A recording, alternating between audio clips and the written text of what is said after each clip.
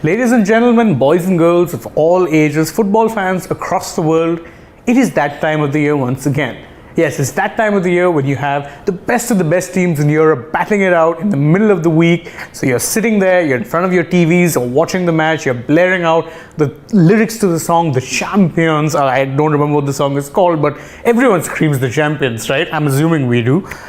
It's that time of the year when the UEFA Champions League is back at last. Now, you remember, of course, that the draw was recently concluded, and of course, there are a lot of mouth-watering matches in the group stages. Contrary to popular beliefs, the group stages do tend to throw up some very, very good matches, and so you can't really miss out. And plus, let's face facts, who doesn't love the start of a new season, of a time when, new teams will be coming into the tournament, when there's new hopes, fresh hopes for a new champion potentially to be crowned, or of course, to just watch your favorites in action.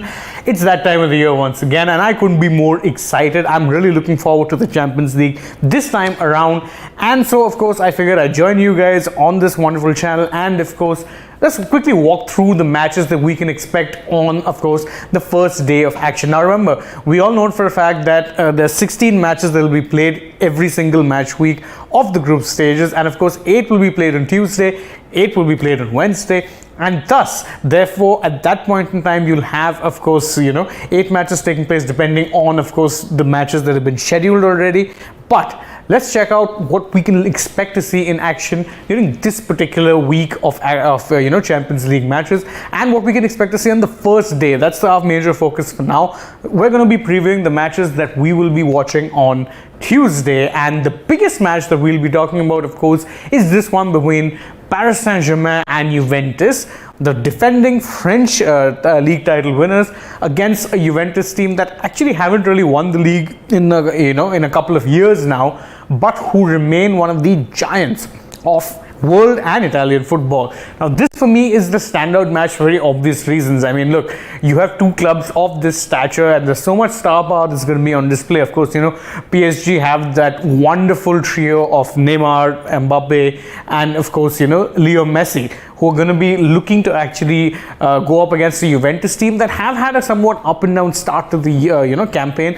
But don't forget, they have plenty of star players of their own, not least, of course, their star striker Dusan Vlahovic. So there is plenty of quality in this Juventus side. They do know how to get a result.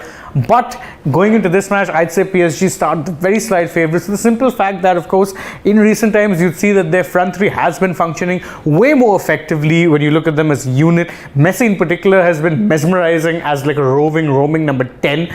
Can he do that against Juventus though? I mean, many people were, concerned that Messi's form had been declining in the last season, but this year he started off the season on a very good note, and of course, he lives and thrives for these big matches. All of the elite players want to be performing well at the biggest stage, and nothing quite beats starting your Champions League campaign against Juventus. So this for me is the match I am very excited to watch out for. Of course, there's another match that I'm very excited for, and you'll understand why that's the case in just a bit. But besides that, of course, the defending champions Real Madrid will be taking on Celtic in their first group encounter. Now, obviously, Real Madrid start this as heavy favorites, despite the fact that, of course, Celtic are heavyweights, of course, in their in the Scottish divisions. But again, Real Madrid, defending champs, they've added a couple of players to their team. They look way stronger in that regard, and they've started this particular season pretty well. So again, only you'd have to be a really brave betting man to actually bet against Real Madrid in this particular bout.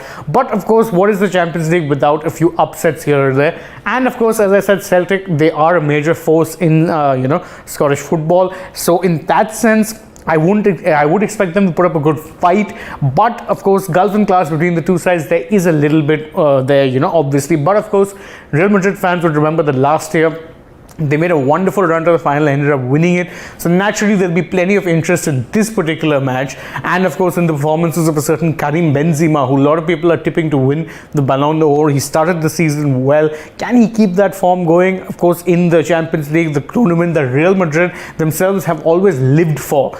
That's what I'm very excited to keep an eye out for. But of course, they aren't the only major Spanish side who are going to be in action. Sevilla, of course, we know Sevilla's recent forms have been contrasting. They're going to be starting their campaign by hosting Manchester City. Not the best ways to be starting off your Champions League campaign, especially considering the fact that Sevilla have made it a terrible start to the season so far. They have yet to pick up a game. They've looked nowhere near the kind of team that they were last season. Remember, last year they had a slight outside chance of even actually making a run for the title. Such was the poor form of teams like Atletico Madrid and of course Barcelona. This time around, however, Julian Lopetegui's men don't quite look the same force. They've started the season very sluggishly. So whether or not they can actually get any points of City, again, remember, this is a City side who've been bolstered by the arrivals of the likes of Julian Alvarez and Erling Haaland. Whether they can get any points of this City side, I think it will be a major miracle. But of course, we know for a fact that City is a team that,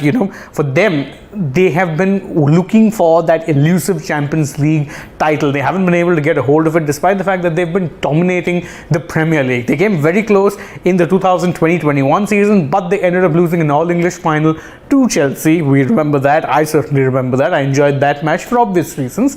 So they're going to be wanting to get off to a good start, but of course, they would of course want to be making it to the knockouts and potentially making a run to the final and winning it. But a good start will be key to that. So of course, Sevilla, for City, this is the best match that they could be getting to start their group run.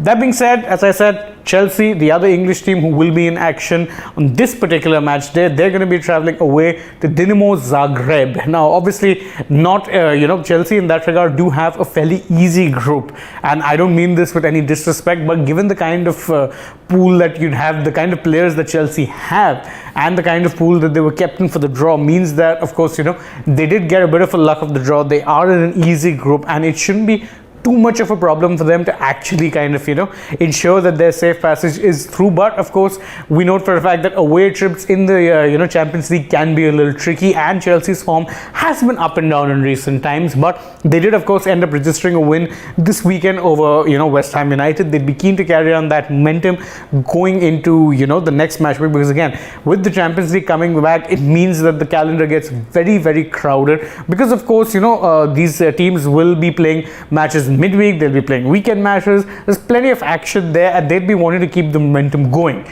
The other matches to look out for, of course, there's Borussia Dortmund versus FC Copenhagen. Now, again, Dortmund, remember, they've started this year, they've lost a couple of assets to, of course, Manchester City.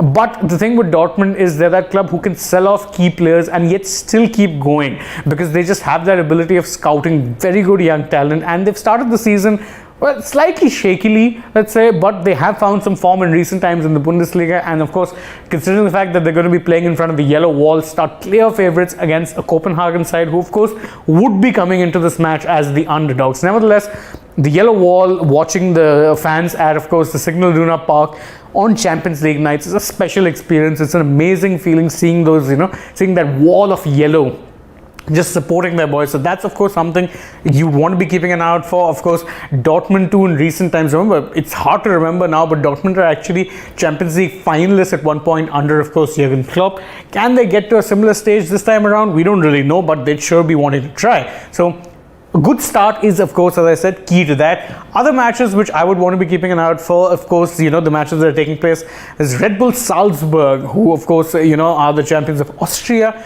against AC Milan, who are, of course, the champions of Italy. Remember, they won the league last year, and they won it after quite a while. Remember, the last league title they won would have been all the way back in 2010 or 11. I don't quite remember. Let me know in the comments which year it was. But they'd, of course, undergone a massive transformation. They actually, kind of lost their status as a Champions League club for a while. They weren't making it to the top four in Italy. They had to rebuild, go through changes of ownership. Now they finally feel like a side who are flying. Remember, they beat Inter Milan in the Milan derby just this weekend, so they're clearly in good touch. So in that regard, they're starting this match again against Salzburg as favorites. But the thing with any club that is owned by Red Bull is that they do always tend to have at least one or two very talented youngsters within their ranks, and Salzburg are no different. So I'm expecting them to play a good match, and I'm expecting this to be a very competitive match. For me, this match is like a sleeper contender it's a contender for the sleeper favorite of the match, because not many people might be putting too much attention or giving too much attention to this match, but with the kind of styles of play on display here from both sides, I'm expecting this to be an interesting match. Let's see how right or wrong I'm proved tomorrow.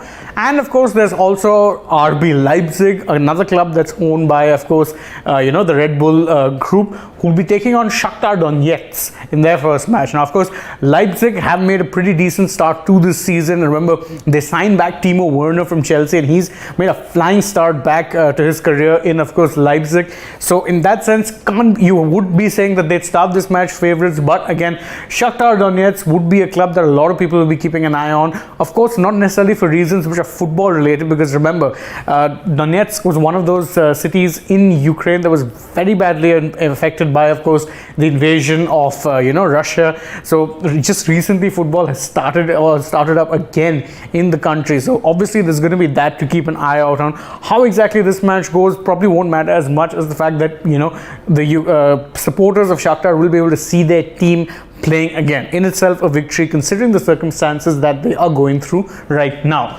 And of course, the last match of which last but not least, you can say, of all the matches that are going to be taking place tomorrow, there's of course Benfica, who we know for a fact consistently make it into the knockout stages of the Champions League. They do have that tendency. Of course, they have also lost Darwin Núñez to Liverpool. It'll be interesting to see how they cope without him. He was a key source of goals for them last year, but their first test is a home match against Maccabi Haifa. Now again, no disrespect to Maccabi Haifa, but Benfica are clear favorites going into this. So obviously, I'd be very surprised if, of course, Maccabi Haifa can pull off the victory. But hey, stranger things have happened in the Champions League. However, not a match that a lot of people will be seeking out, but could be important in determining who makes it out of that group, because of course. Anyway, that's my take on all of the matches that we're going to be looking forward to tomorrow. What match are you looking forward to the most, or which match do you think is going to be an underrated favorite of all these matches that happen? Let me know in the comments below. And right now, I'm bidding you a leave, but thank you so much for joining us. Please don't forget to like the video, share it with your friends, subscribe to the channel, and of course tap the bell icon so you know when it is we're going live or uploading a new video for you guys. Don't also forget to follow us on Facebook, Instagram, and Twitter as well. And last but not least, download the AajTak app. You'll get all of the breaking news updates, not just from the Champions League, but from around the world, the sports over there. Thank you so much for joining us. As always, I've been Shane Dias, and I hope to see you all again very soon, but bye-bye for now.